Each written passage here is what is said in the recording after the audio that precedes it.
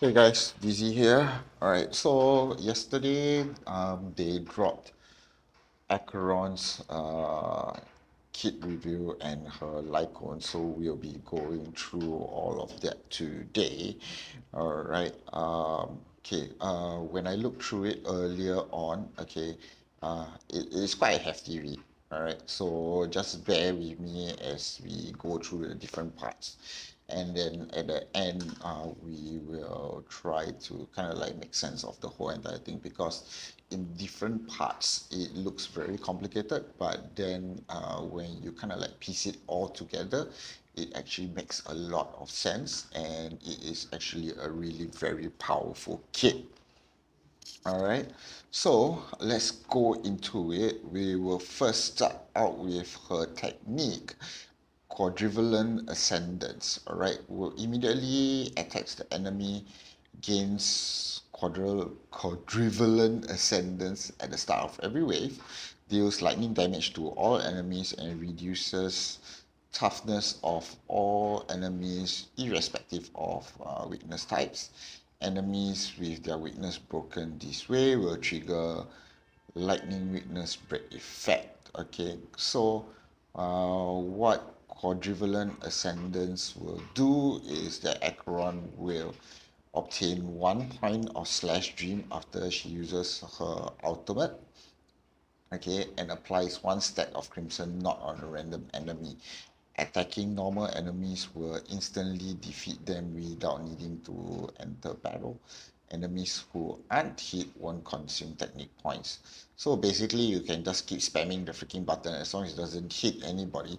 Okay, it won't use up the technique points. But if it does and it's just a normal enemy, okay, it will instantly kill them. It's damn cool. All right. Her technique is really damn cool, and it is really useful when it comes to farming. Okay, as long as you have enough technique points, or you can use the food item which increases your technique points, or even in simulated universe, it would be very useful to shorten your time in grinding out simulated universe. Okay, I think it will significantly shorten the amount of time. Just go through combat and just slash kill, slash kill, slash kill. Then you only need to worry about the elite battles and the last boss, which is really really very useful. All right. So for her basic attack, she just deals lightning damage to a single enemy. Nothing really fantastic. Chances are you wouldn't want to use this at all. All right. For her talent, okay, a top rain leaf hangs oneness. Is really a mouthful. Okay, a lot of her skills, her kit descriptions are really mouthfuls. Alright, okay.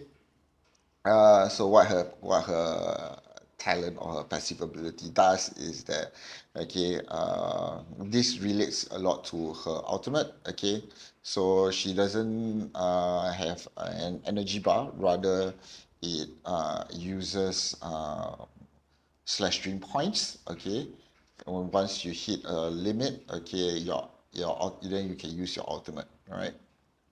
So again, similar to her technique, okay, when you use your ultimate, okay, it reduces the toughness bar regardless of any weakness type. So she is a colorless breaker similar to Shui Yi, right? And it also reduces all enemies, all type resistance. Okay, so this is really big, right? This is quite a big chunk of damage when you reduce their resistances. Yeah, then if you can pair it together with all type resistance penetration, oh well, then we're gonna be seeing some big numbers out here. Okay, and this would last all the way until the end of her ultimate, which is pretty big because her ultimate is a lot of parts, which we will go into later. All right, when an unit inflicts debuffs on an enemy target while using their ability, Acheron gains 1 point of slash stream and inflicts 1 stack of crimson knot. Okay, if debuffs are inflicted on multiple targets, then one stack of Crimson Knot will be inflicted on the enemy target with the most Crimson Knot stacks. This effect can only be triggered once per every ability used. Okay, so this is a very big part of her passive ability, because what this is stating is that, okay, when anybody from your team actually lands a debuff, okay, she is going to get stacks of slash dream, alright, and it will inflict the Crimson Knot. Okay, Crimson Knot will just increase her damage multipliers, which we will get into again later on. Okay, but the main thing is the stacking of the slash dream points. Okay, because this is going to uh, affect how fast she can actually use her ultimate. All right. So we will get into like the details later on, okay, but just bear that in mind, all right? So when Acheron is on the battlefield, when an enemy target leaves or an enemy unit is defeated, okay, the Crimson Knot stacks will be transferred to the enemy with the most number of Crimson Knots left on the battlefield. So basically, if there's a bunch of mobs and there's a bunch of like numbers of Crimson Knots, the mobs die, okay, it'll be transferred to the next enemy that has the most number of Crimson Knots already. All right, okay, so let's move on to her skill. Okay, so well, this is her bread and butter. You'll be using this all the time. You want to use her skills all the time. Okay, it's called Octobot Flash. Okay, you gain 1 point of slash dream and inflict one stack of Crimson Knot on a single enemy. Alright, and you will deal lightning damage to them, and then there's splash damage to adjacent targets as well. Okay, so again, all right, this is important is because of the stacking of the points for slash dream and crimson knot.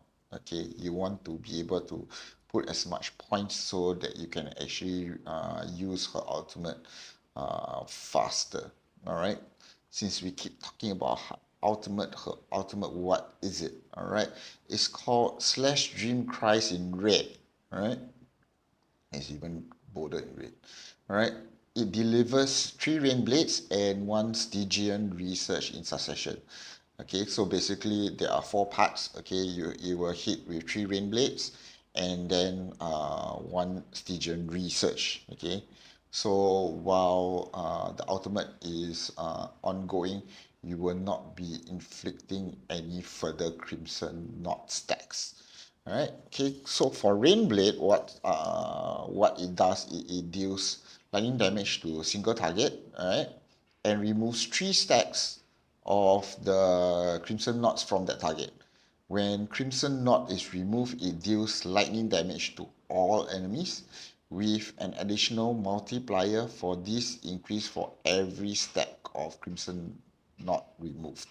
The damage multiplier has a maximum limit, of course, but then they of course didn't state that yet. So only when she has been dropped in 2.1, then we will get to see what the actual numbers are. All right.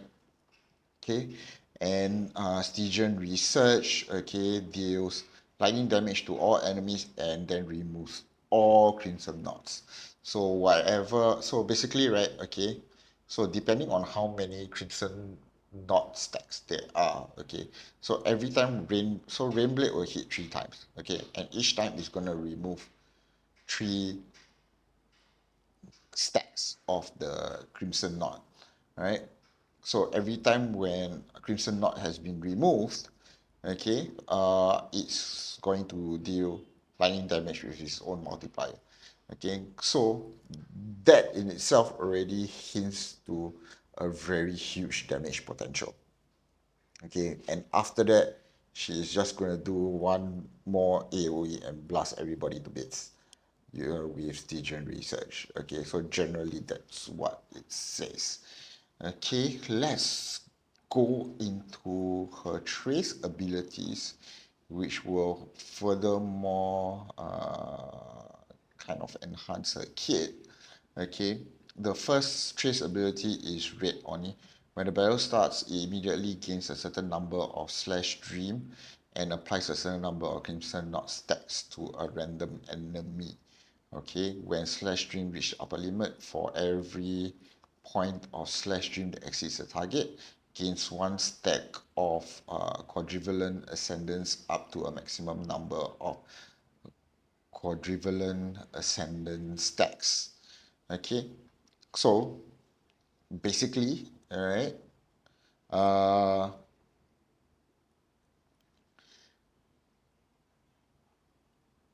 when this traceability gives you to kind of like overcap the limit, because how her ultimate works is that once you hit a certain number of stacks, which from certain dream that we all had is actually 9. Okay, so once you hit 9 stacks, she will cast the ability, which will kind of like reset all her points, right? Okay, so if you have extra slash dream points above 9, okay, what this trace ability is going to do is that it's going to carry it forward after the whole ultimate is done with. Okay, so then you have remaining points for you to use to rebuild your ultimate. Okay, and if done correctly, okay, you can actually spam her ultimate pretty fast. All right, okay. The next trace ability is, okay, when there are one or two nility characters other than Acheron on a team, damage dealt by Acheron, basic basic attack, skill, and ultimate additionally increased by a certain amount. Okay, so this is what will affect her team building. Okay, as you can see, all right, she gets a multiplier, she gets a damage increase simply by having one or two nility characters on the team other than herself. Okay, from what we have dreamt so far, okay, it's best to have two other nility characters. That means there's going to be three. So it kind of like, even though it really kind of narrows down her team building aspects, but it the return is worth the cost. Okay, and we will cover this in a separate video where we talk about team building for Acheron. All right, so the third trace ability is Thundercore. When Rainblade from Acheron's ultimate hits the enemy targets with Crimson Knot, her damage increases, stacking up to maximum number of times and lasting a certain number of turns. When Stygian Research triggers, additionally deals damage a certain number of times. Each time deals landing damage equal and is viewed as part of the ultimate damage. So basically what this trace ability does is that, okay, is going to increase the damage from removal of the crimson knots. Okay, and when you have this traceability unlocked, okay, basically your damage for your ultimate is just going to hit through the roof. Okay, until we get specific numbers how big that is, it, it still remains to be seen, but this is definitely something that needs to be unlocked ASAP before she should be used. Okay, all right. So we kind of went through the whole core of her kit already. So to put everything into perspective, all right. So basically, what you need to do when you already have Acheron and how you're going to be playing with her is that, okay, it's really a lot about how fast can you allow her to do her ultimate, because the big chunk of her damage is in her ultimate. Okay, I mean, her ultimate has 4 different parts, and each part has their own scaling and their own multipliers, and that has been further supplemented by her trace abilities as well. Okay, and her trace abilities and her passives. Okay, the main thing about especially for like her passive is the part where any of your teammates, okay, inflict a debuff on the enemy, okay, they are going to get 1 point of slash stream, okay, and a stack of crimson knots, and then so on and so forth. As long as your team is constantly dishing out debuffs on the enemies, all right, she is going to stack the slash dream points very, very fast.